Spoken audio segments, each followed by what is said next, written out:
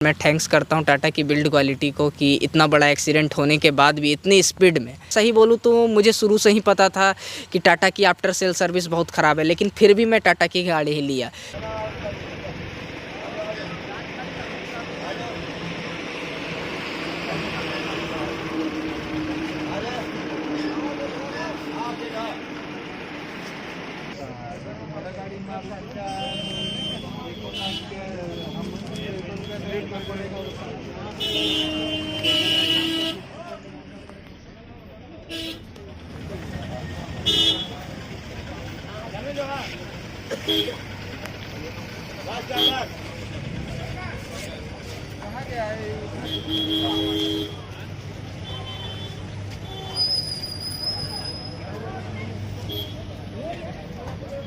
नमस्कार दोस्तों, मैं हूँ राजेंद्र कुमार। दोस्तों आज हम बगोदर में ही हैं और पिछले वीडियो में आप लोगों ने देखा होगा कि हमारे साथ में अंशु चौरसिया जी थे और उनकी वैगनार थी और उस कार के विषय में काफ़ी बढ़िया तरीके से बताया था।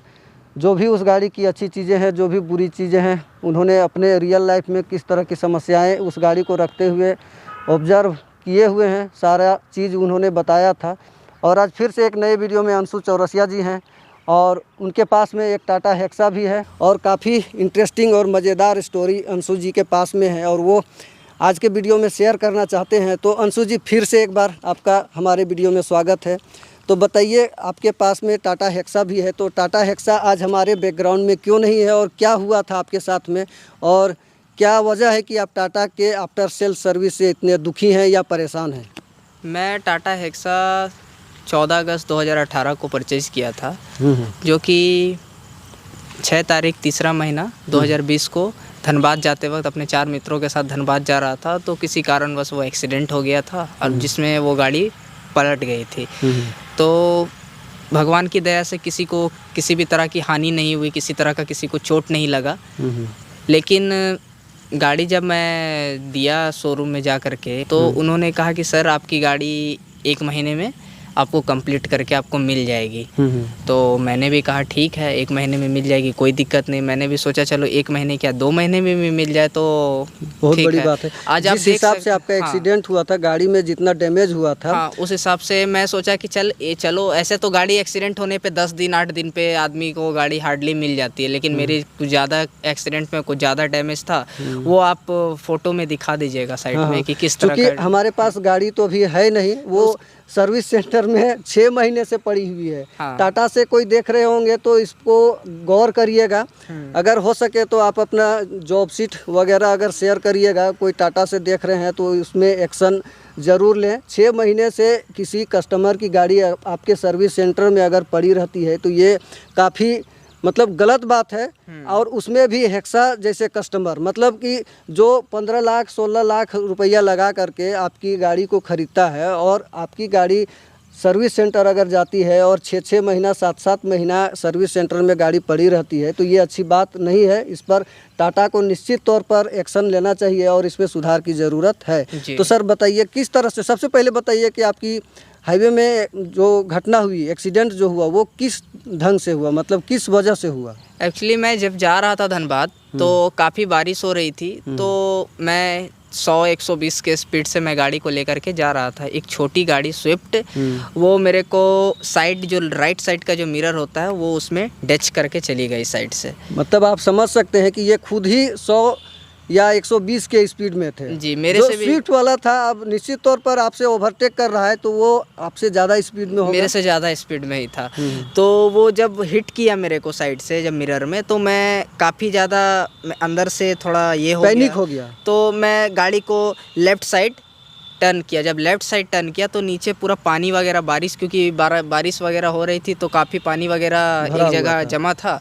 तो जब मैं गाड़ी को वापस से राइट टर्न किया तो मेरा गाड़ी स्केट कर गया, मतलब पूरा घूम गया। जी, जब पूरा स्केट कर गया तो उसी में मिसबैलेंस होकर के वो गाड़ी 3-4 बार रोल ओवर कर गई। अब मुझे एग्जैक्टली तो नहीं पता, 1 बार 2 बार, क्योंकि उस समय उतना तो होश 2-4-5 मिनट के लिए तो मैं होश में था ही नहीं। मेरे जो दोस्त लोग थे, मैंने सबको देखा सभी कोई सही है। तो खैर मैं थैंक्स करता हूँ टाटा की बिल्ड क्वालिटी को कि इतना बड़ा एक्सीडेंट होने के बाद भी इतनी स्पीड में क्योंकि आजकल मैं देखता हूँ कि मारुति की 30-40 की स्पीड में भी एक्सीडेंट होता है तो काफ़ी डैमेज हो जाता है। अभी पिछला वैगनार वाला वीडियो में आप ही ने बताया था कि हाईवे में चलते हुए पीछे का जो बम्पर है वो लटक गया था। हाँ जी, तो उस हिसाब से मुझे तो लगता है कि ऐसे बिल्ड क्वालिटी बनाने के लिए दूसरी कंपनियों को सोचना पड़ेगा जिस तरह की बिल्ड क्वालिटी टाटा दे रही है। मैं सही बोलूँ तो मुझे शुरू से ही पता था कि टाटा की आफ्टर सेल सर्विस बहुत ख़राब है, लेकिन फिर भी मैं टाटा की गाड़ी ही लिया। फ्यूचर में कि ठीक होगा, लेकिन फिर भी एक तरह से देखा जाए तो जान है तो जहान है। क्योंकि अब मान लीजिए 6 महीने से पड़ी हुई है तो वो तो खैर वो उन लोगों को सुधारने की बात है, लेकिन मैं तो टाटा की गाड़ी से बहुत ज़्यादा संतुष्ट था। मेरे लिए तो लाइफ से बढ़कर कोई चीज़ नहीं है। मैं जानता था कि टाटा की सेल्स आफ्टर सेल सर्विस बहुत ही घटिया, लेकिन फिर भी मैंने सोचा कि अब तो सुधार हो गई होगी।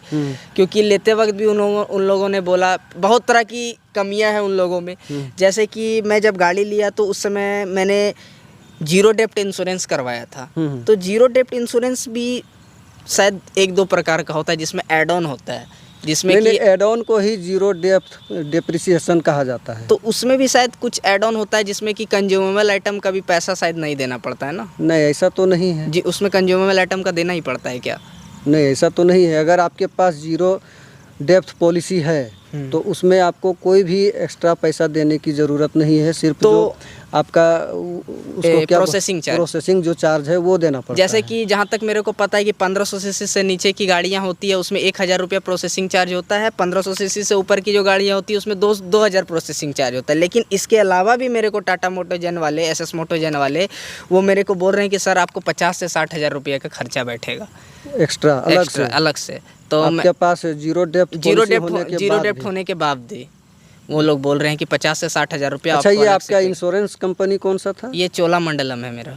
वो एसएस मोटोजन का ही ये किया, वो उन लोगों का ही मतलब टाई अप है। तो मैं जब ये करवा रहा था, जब पॉलिसी जब करवा रहा था तो मैंने उन लोगों को बोला था कि मेरे को ऐसा पॉलिसी चाहिए कि जिसमें कि मेरे को अलग से कोई भी खर्चा ना हो। तो उन लोगों ने बोला सर ये एकदम कैशलेस है, सब कुछ मेरे तरफ से टाई अप है, आपका जब भी कोई तरह का एक्सीडेंट होगा या कुछ भी होगा आप मेरे को ला करके गाड़ी का चाबी दे दीजिए, और जो डॉक्यूमेंटेशन चार्ज होता है, जो 2000 प्रोसेसिंग चार्ज होता है वो आपको लगेगा, और उसके बाद गाड़ी जब आपकी बन जाएगी तो आप गाड़ी लेकर के आ जाइएगा। आज मेरे को बोल रहे हैं कि सर आपको 50 से 60 हज़ार रुपया एक्स्ट्रा पे करना पड़ेगा। मान लीजिए गाड़ी की एक्सीडेंट छोटी हो या बड़ी, वो बोल रहे हैं इसमें नट का चार्जेस, ये वो दिस दैट, बहुत तरह का चार्जेस वो मेरे को बता रहे हैं कि ये देना पड़ेगा।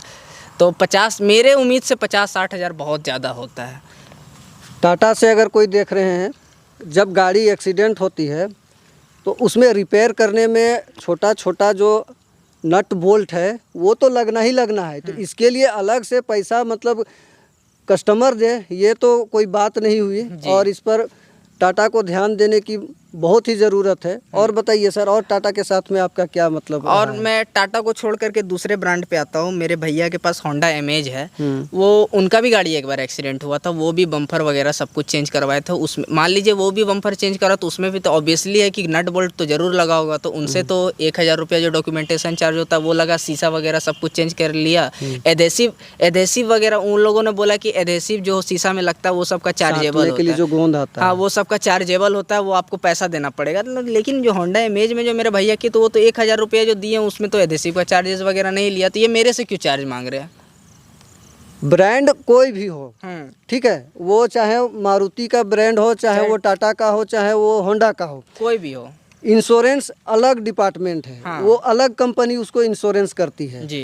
तो यहाँ पर किसी ब्रांड में छोटा छोटा जो आप बोल रहे हैं गोंद का पैसा हमसे मांगा जा रहा है, नट बोल्ट का पैसा मांगा जा रहा है, किसी दूसरे ब्रांड में नहीं मांगा जा रहा है। सेम इंश्योरेंस कंपनी दूसरे ब्रांड की गाड़ियों को इंश्योरेंस कर रही है, वहाँ कंज्यूमर को कुछ नहीं देना पड़ रहा है। टाटा की ही गाड़ी में क्यों देना पड़ रहा है? यहाँ पर टाटा की भी हो सकता है कमी है, या फिर टाटा वाले की मिली भगत है जी है।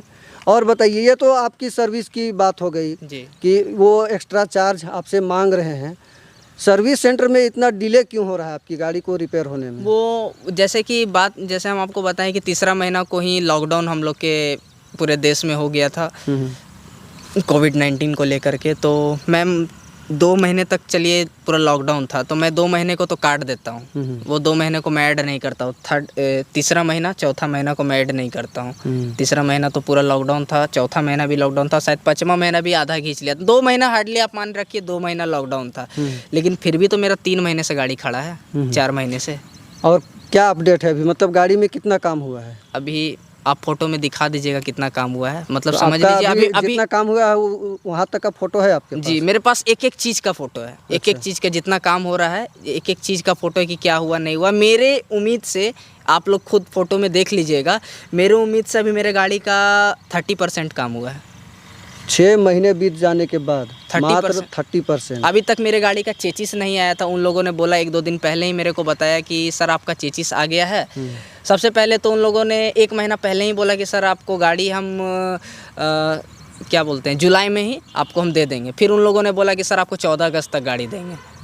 हम बोले ठीक है भाई। 14 अगस्त तो 15 अगस्त बीत चुका है। अभी उन लोगों ने कहा कि सर हम आपको कोशिश करेंगे कि इस महीने तक गाड़ी आपको दे दे।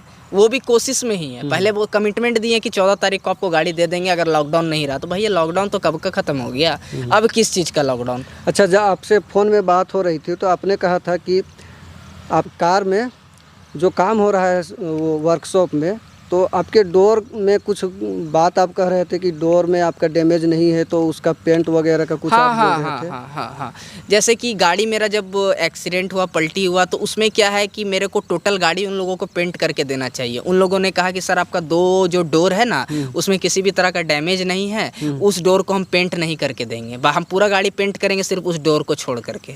आपके डिक्की में डैमेज नहीं है, हम डिक्की को छोड़ करके पेंट करेंगे। हम बोले जब पूरा गाड़ी पेंट हो रहा है तो आपको पूरा गाड़ी पेंट करके, मेरा गाड़ी फिर बोला कलर मिसमैच हो जाएगा। उन लोगों को बोले मेरा कलर मिसमैच हो जाएगा। वो तो होना ही है। वो तो होना ही है। वो लोग शोरूम वाला खुद बोल रहे हैं कि सर आपका कलर मिसमैच हो जाएगा, क्योंकि ये चोलामंडलम वाले नहीं दे रहे हैं क्लेम। तो अब लास्ट में फाइनली हम क्या करते हैं, हम बोले ठीक है जैसे अब हमको दीजिए, अब हम कर क्या सकते हैं, अब तो फंस चुके हैं हम। अच्छा, वो एक और चॉइस दिए होंगे कि अगर आप डोर को भी पेंट करवाना चाहते हैं तो आप अलग से पे करिए, अलग से पे करिए। वो बोले मेरे को कि और आपको 25,000 रुपया अलग से पे करना होगा। अच्छा। ये मतलब 50-60 हज़ार रुपया भी दो उधर से, और इधर भी कंज्यूमेबल पार्ट्स का जो बना रहे हैं वो हमको जो बना रहे हैं, आप लोग समझ ही गए होंगे क्या बना रहे हैं। तो वो लोग जो बना रहे हैं वो तो बना ही रहे हैं 50-60 हज़ार रुपये के लिए, और उसके बाद भी 25,000 रुपया हम इन लोग को और दें। मतलब पेंट का हम अलग दें इन लोगों को।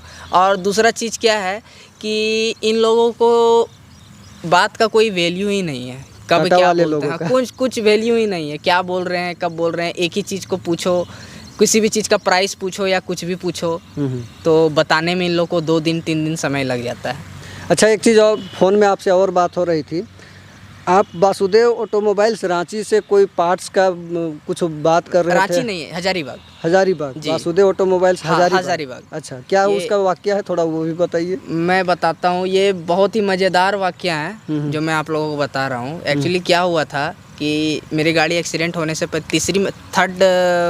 मार्च को ये एक्सीडेंट हुई थी मेरी गाड़ी, और फरवरी में, क्योंकि मेरा बेस मॉडल है उसमें फॉग लाइट नहीं आती है, और बहुत तरह का चीज़ है, फॉग लाइट नहीं आती है, अलॉय व्हील्स वगैरह ये सब नहीं आती है। तो मैं वासुदेव ऑटोमोबाइल्स गया और वहाँ पे एडवांस किया कुछ पैसा। बोला कि सर आप कुछ पैसा एडवांस ले लीजिए, मेरा ये सारा आइटम आप मेरे को मंगवा दीजिए, हमको लगवाना है अपने गाड़ी में।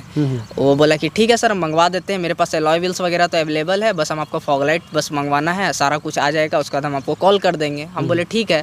फरवरी लास्ट तक में उन लोगों को पैसा वैसा दे करके आ गए। उसका तो मार्च में तो फिर एक्सीडेंट ही हो गया।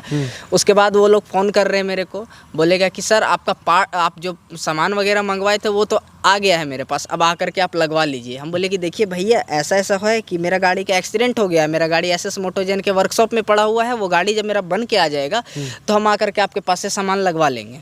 वैसे तो हम आपके पास एडवांस ऑलरेडी किए हुए, तो वो पैसा तो हम छोड़ नहीं देंगे, वो तो हमको लगाना ही लगाना है, मेरा गाड़ी बन के आने दीजिए।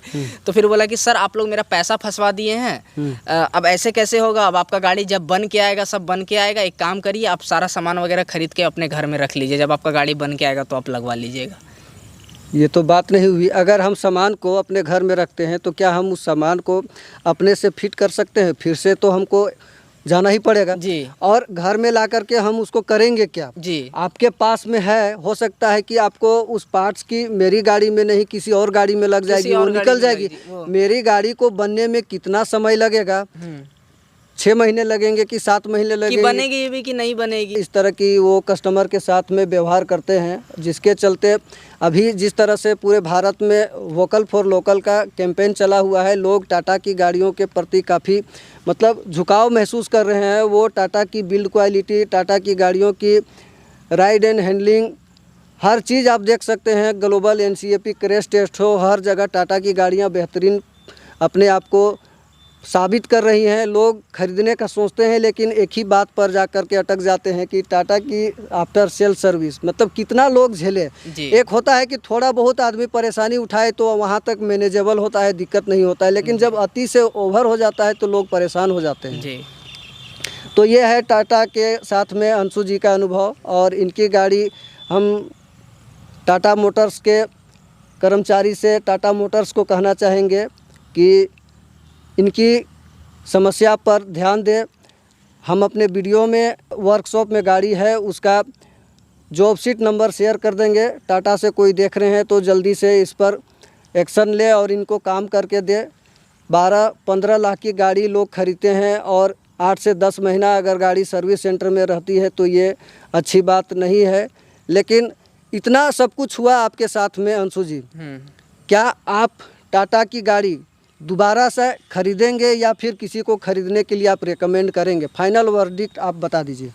देखिए, जहाँ तक बात रहा मेरा ओपिनियन का, तो इस तरह से अगर स्थिति रहा तो मैं दोबारा टाटा की गाड़ी नहीं लेना चाहूँगा, ना मैं किसी को रिकमेंड करूँगा। हाँ, कि आप पहले देख लीजिए कि आपके एरिया में सर्विस कैसा है। हालांकि मैं देख चुका था, मुझे बहुत लोगों ने बताया कि काफ़ी बढ़िया सर्विस है ऐसे, लेकिन अब लेने के बाद ही पता चलता है कि क्या है नहीं है। वैसे भी ऐसा बात नहीं कि सिर्फ टाटा ही ऐसी कंपनी है जो कि बढ़िया बिल्ड क्वालिटी की गाड़ी दे रही है। ये महिंद्रा के भी आ रही है, फोर्ड, ऐसा नहीं है मारुति नहीं है तो या टाटा है तो टाटा ही सिर्फ अच्छी बिल्ड क्वालिटी दे रही है। और भी बहुत सारी वॉक्सवैगन है, वो सब भी बढ़िया बढ़िया बिल्ड क्वालिटी दे रही है। इस तरह का अगर स्थिति देखने के बाद मैं तो अब दोबारा टाटा की गाड़ी लेने में ज़रूर सोचूंगा। एक बार नहीं, 2 बार नहीं, 10 बार सोचूंगा। मैं सोच लिया हूँ मेरी दूसरी गाड़ी होगी तो वो महिंद्रा की ही होगी, टाटा की गाड़ी कभी नहीं लूँगा मैं। काफ़ी आप नाखुश लग रहे हैं टाटा की आफ्टर सेल सर्विस को लेकर के। जिस तरह से टाटा वालों ने आपके साथ में व्यवहार किया है, जिस तरह से आपकी गाड़ी में वो काम करने में डिले कर रहे हैं, तो दोबारा से मैं आपसे मिलना चाहूँगा जब भी आपकी कार अच्छी हो जाती है या बन करके आ जाती है। जी। जब आपने कार को ख़रीदा था तो जो भी टाटा का मैन्युफैक्चरिंग प्लांट है वहाँ से जब कार बन करके आती है, और जैसा कि आपने बताया कि आपकी कार में लगभग 90% वर्कशॉप में 90% काम फिर से हो रहा है। तो एक वर्कशॉप में काम होना और किसी भी कार को प्लांट से मैन्युफैक्चरिंग होकर के आने में, उसको चलाने में उसके मतलब क्या अंतर आने वाला है वो भी हम पता करना चाहेंगे। तो जब भी आपकी गाड़ी बनकर आती है तो आप हमें एक बार ज़रूर कांटेक्ट करिएगा। जी, ज़रूर से ज़रूर मैं आपको एक बार कांटेक्ट करूंगा और आप आकर करके देख लीजिएगा कि किस तरह से मैन्युफैक्चर प्लांट से किस तरह से आती है गाड़ी और किस तरह से टाटा के वर्कशॉप में वहाँ पे टेक्नीशियंस वगैरह होते हैं वो उन्होंने किस तरीके से काम किया है, क्या वो 90% भी मैच करते हैं या पूरी की पूरी तरह से मैच करते हैं। या मेरी, क्योंकि मैं चलाया हूँ गाड़ी, जितनी भी चलाया हूँ मैं खुद से ही चलाया हूँ गाड़ी, तो मैं तो बता ही सकता हूँ कि हाँ मेरी गाड़ी पहले कैसी थी, दोबारा कैसी है। तो मैं आपको ज़रूर कांटेक्ट करूँगा। देखिए, टाटा की गाड़ियों का सर्विस का जो हाल है वो डीलर टू डीलर भी वेरी करता है। आप इंडिया के किस कोने में रहते हैं, वहाँ आपकी टाटा की सर्विस की क्या स्थिति है वो आप एक बार देख लीजिए और उसके बाद ही आप अपना डिसीजन लीजिएगा। कहीं ऐसा ना हो कि गाड़ी लेने के बाद में आपकी गाड़ी 6-6 महीने के लिए वर्कशॉप में पड़ी रहे और अंशु जी के जैसा आपको वैगनार में आपको अपना काम चलाना पड़ जाए। 15 लाख की गाड़ी को छोड़ करके 3 लाख की गाड़ी में घूमना पड़े। अंशु जी से काफ़ी कुछ आप लोगों को सीखने को मिला होगा और टाटा के प्रति इनकी क्या सोच है, क्या ये समस्या झेल रहे हैं, आप लोगों को अच्छा लगा होगा। मिलते हैं इसी तरह के किसी इन्फॉर्मेटिव वीडियो में। और आप झारखंड के किसी भी शहर से हैं और आपके पास कोई भी ब्रांड की कार है और अपनी कार के इसी तरह के एक्सपीरियंस हमारे वीडियो में आप शेयर करना चाहते हैं, ताकि जो नए कार खरीदने वाले लोग हैं वो अपना कार खरीदने में एक बेहतर डिसीजन ले सके और सही कार का चुनाव कर सके, तो हमारा गूगल फॉर्म है और डिस्क्रिप्शन में उसका लिंक दिया हुआ है। उस लिंक में जा कर के आप फॉर्म को भर दीजिए। जब भी हम आपके इलाके में आएंगे आपसे संपर्क ज़रूर करेंगे और इसी तरह से आपका फीडबैक ज़रूर हम लेंगे। तो मिलते हैं इसी तरह के किसी नेक्स्ट वीडियो में। तब तक के लिए टेक केयर। जय हिंद, जय झारखंड, वंदे मातरम।